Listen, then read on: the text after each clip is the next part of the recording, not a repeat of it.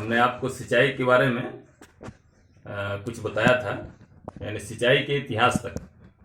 इसके बाद अगला जो पॉइंट आउट किया गया था वो था पौधों को जल की आवश्यकता क्यों, या ये भी कह सकते हैं कि पौधों के लिए जल का महत्व।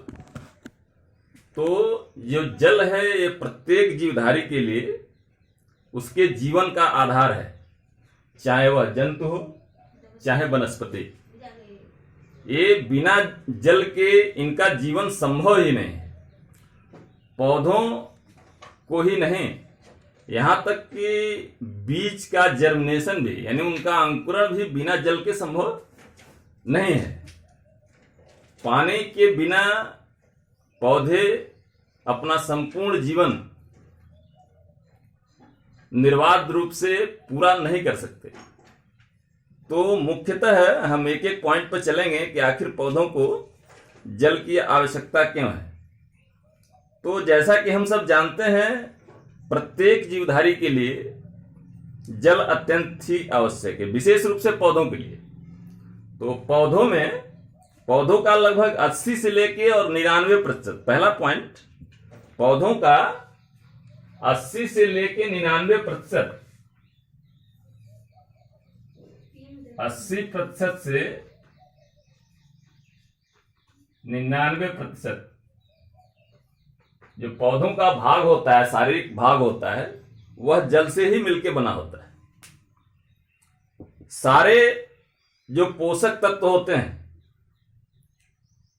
वह जल में ही घुलकर पौधे के शरीर के अंदर पहुंचते हैं।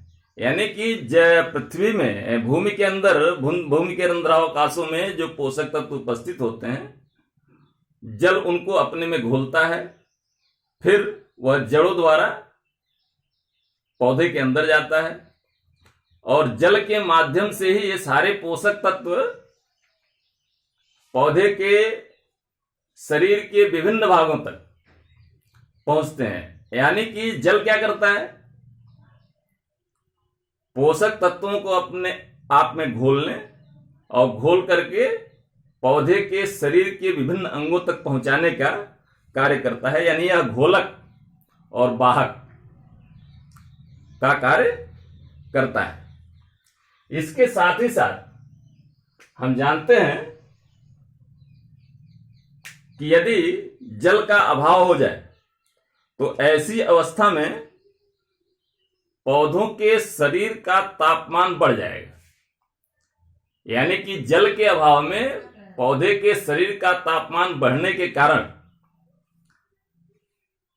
पौधा सूख सकता है, उसकी मृत्यु हो सकती है। यानी कि यह एक तरह से जल पौधे के शरीर के तापमान को नियंत्रित रखने का कार्य करता है। जल के अभाव में उनका तापमान नियंत्रित नहीं हो पाएगा। इसके साथ ही पौधे के शरीर के अंदर जो तमाम तरह की प्रक्रिया है, जैसे पौधे के भोजन निर्माण की क्रिया, जिसको हम प्रकाश संश्लेषण करते हैं, तो प्रकाश संश्लेषण की क्रिया बिना जल के संभव नहीं है।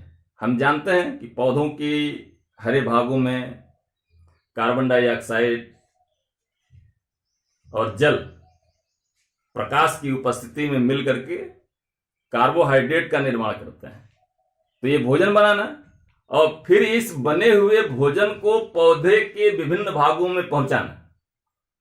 यानी देखा, जल के बिना प्रकाश संश्लेषण की क्रिया संभव नहीं है, क्योंकि जो मुख्य 4 पदार्थ हैं प्रकाश संश्लेषण में, जो तत्व आवश्यक हैं, उसमें जल एक महत्वपूर्ण भाग है। तो बिना इसके प्रकाश संश्लेषण की क्रिया संभव नहीं है, यानी भोजन, कार्बोहाइड्रेट का निर्माण नहीं होगा। अब यह जब बना हुआ खाद्य पदार्थ है, यह खाद्य पदार्थ इसी जल के अंतर्गत घुल के, इसी जल में घुल करके फिर पौधे के विभिन्न भागों में पहुंचता है और पौधे इसका प्रयोग अपने उपापचयी क्रियाओं में करते हैं। इसके साथ ही साथ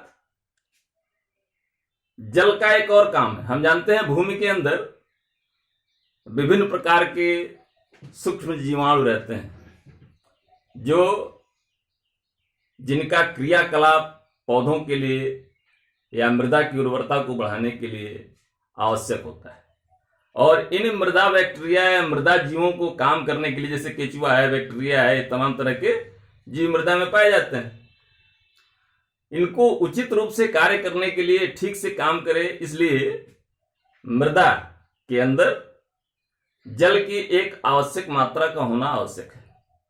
यदि भूमि में जल की वह आवश्यक मात्रा नहीं रहेगी तो ये विभिन्न प्रकार के जीव और बैक्टीरिया ठीक प्रकार से काम नहीं कर पाते हैं। इसके साथ ही साथ, जैसा कल भी हमने बताया था कि लवणीय और क्षारीय मृदा को ठीक करने के लिए सिंचाई की आवश्यकता पड़ती है।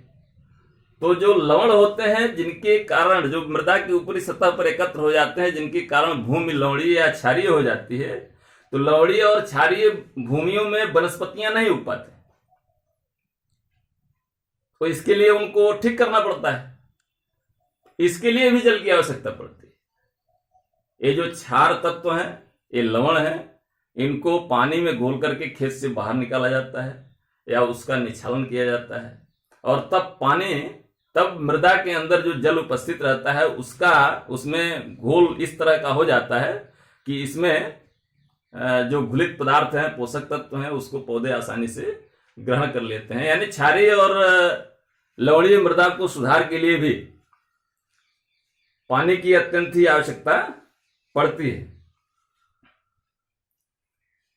इसके साथ ही साथ कल मैंने आपको बताया था कि पाले से बचाव के लिए भी जल की आवश्यकता पड़ती है। वही जो पिछला टर्म है, जो हमने बताया भी था कि दिसंबर से जनवरी के महीने में हमारे यहाँ पाले की संभावना ज्यादा रहती है, और पाले से जो विशेष रूप से शाकीय पौधे हैं, इनको ज्यादा हानि होती है। उस हानि से बचाने के लिए सिंचाई आवश्यक होती है। तो जब हम उसकी सिंचाई कर देते हैं तो चूंकि जल का तापमान बहुत तेजी से घटता बढ़ता नहीं, तो वह मृदा टेम्परेचर को नियंत्रित रखता है, ठीक रखता है, और इस प्रकार पौधों के ऊपर पाले का प्रभाव नहीं हो पाता है। खेत में पानी का प्रयोग करके हम फसलों को लू से भी बचाते हैं। गर्मी के मौसम में हम देखते हैं तेज हवाएं चलती हैं, सूर्य का प्रकाश तीव्र होता है, और इसमें पौधों के शरीर से अधिक मात्रा में वाष्पोत्सर्जन होता है। यानी जल का वायुमंडल में पौधों के विभिन्न अंगों से निस्सरण ज्यादा होता है। पौधे अपने शरीर से जल को अपने शरीर के तापमान को ठीक रखने के लिए अपने शरीर से वाष्प के रूप में जल को बाहर निकालते हैं। और अगर मृदा के अंदर जल की कमी हो जाएगी तो लू के कारण और अधिक टेम्परेचर के कारण पौधों को अत्यंत ही हानि होती है। तो लू से और अधिक तापमान से बचाने के लिए भी पौधों को अधिक जल की आवश्यकता पड़ती है। इसके साथ ही साथ सिंचाई करके फसलों के जो पकने का समय होता है, इसको भी हम घटा बढ़ा सकते हैं। जैसा कि हम जानते हैं कि मार्केट में हमारी जो फसल जानी है, तो मार्केट की स्थिति क्या है? प्रत्येक किसान चाहता है कि हमको अधिक से अधिक लाभ प्राप्त हो। तो जिस समय चूंकि कृषि का समय निर्धारित होता है, उसकी फसल की बुआई कब करेंगे, कितने दिन में फसल पक जाएगी, तो एक ही साथ कृषि उत्पादों की बाढ़ सी आ जाती है मार्केट में, और इसका परिणाम यह होता है कि किसान को पर्याप्त मूल्य नहीं मिलता।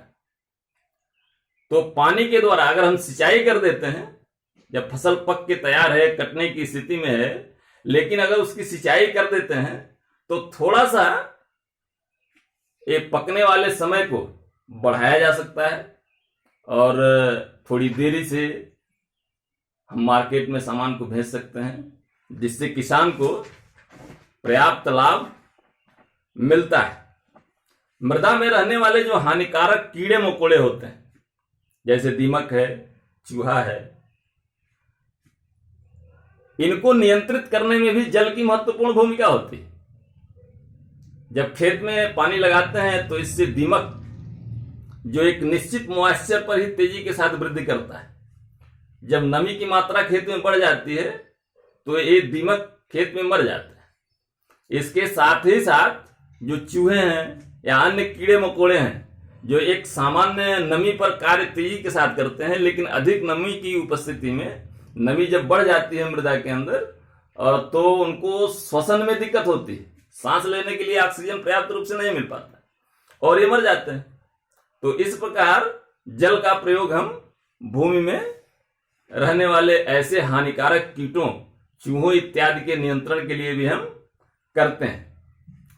पानी पौधों के शरीर में होने वाली जो चयापचयी क्रियाएं हैं, उनमें भी अपनी महत्वपूर्ण भूमिका निभाता है। जैसे मैंने अभी बताया पीछे, प्रकाश संश्लेषण की क्रिया, यह बिना पानी की उपस्थिति में नहीं हो सकता है। पानी के कारण पानी कार्बन डाइऑक्साइड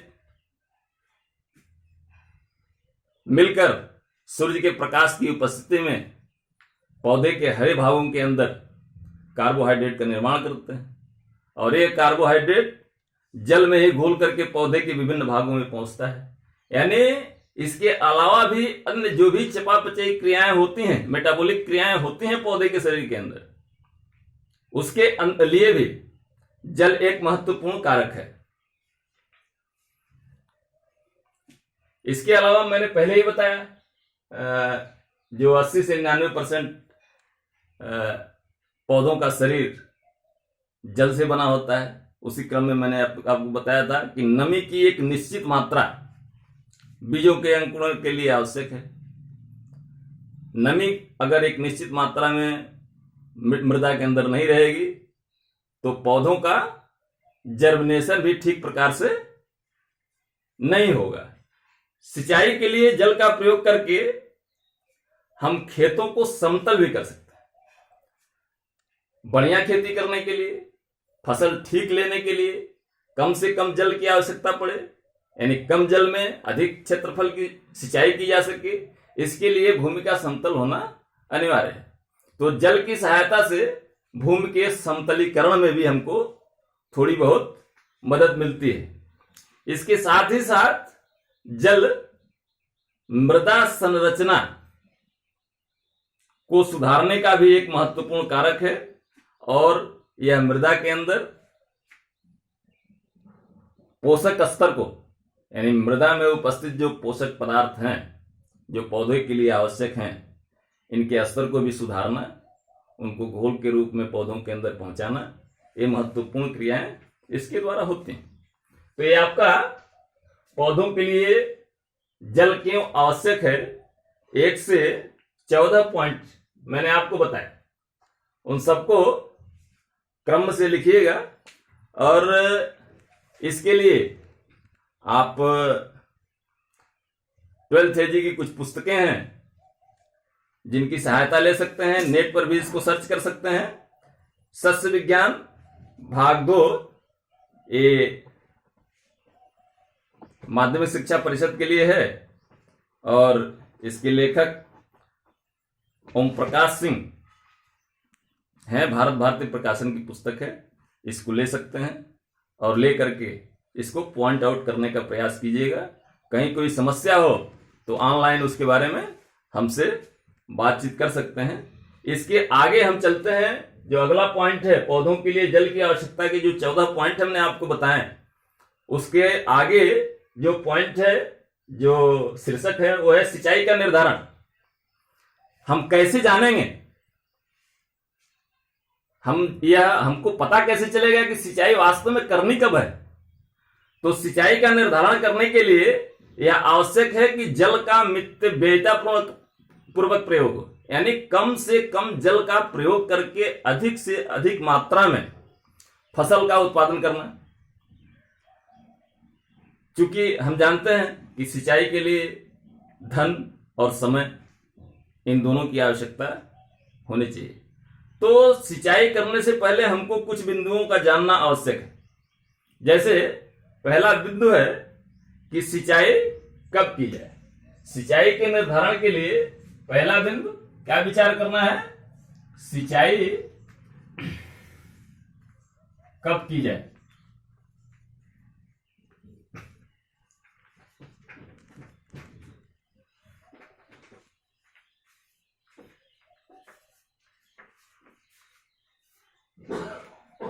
सिंचाई कब की जाए, तो सिंचाई कब करने के लिए सबसे पहले तो सिंचाई के समय का ज्ञान होना चाहिए। सिंचाई के समय का जब तक ज्ञान नहीं होगा, हम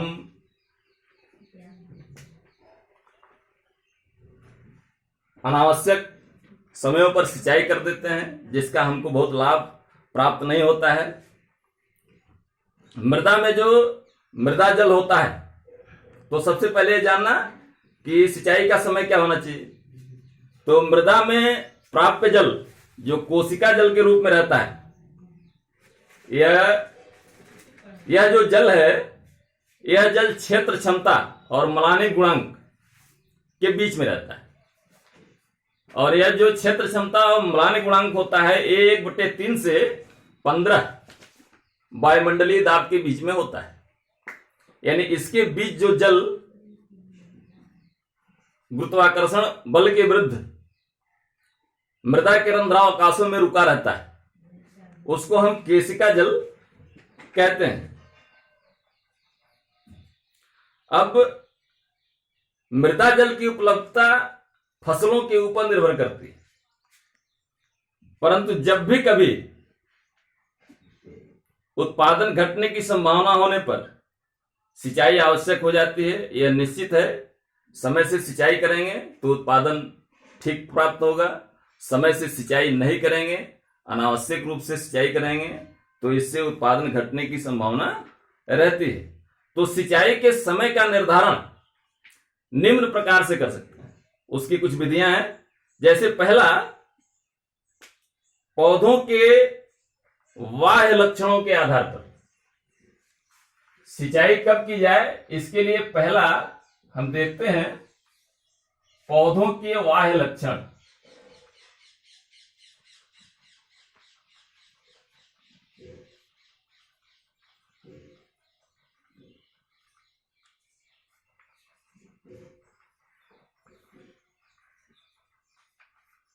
के आधार पर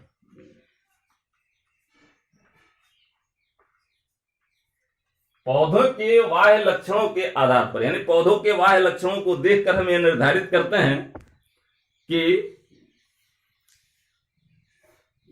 हमको सिंचाई करना है कि नहीं।